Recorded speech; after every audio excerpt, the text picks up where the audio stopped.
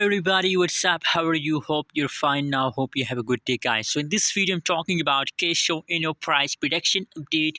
What's the price? What's the price changes occur? What will be the next move of Kishu? What's changes occurring in a Kishu? Let me show you these all things in this short video, guys.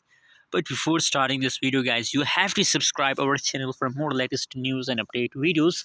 Let's start the video, guys. First of all, I recommend for all of you that if you have any plan to invest in a cryptocurrency, so don't wait more. Just right now, buy now, cash on your token, guys, or any coin you like, any coin, buy now, but now.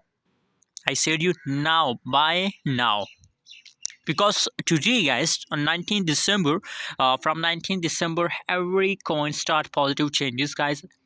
Every coin start positive changes, guys. So every coin you're holding, you want to buy, so I'm sure about that. I believe, guys, that every coin is profitable for all of you if you hold for the last of December month, because it is the last of December. It is the last month of 2021, guys. So I believe, guys, that every coin will give you a gift in the last of this year, guys. That is the Happy New Year gift, guys.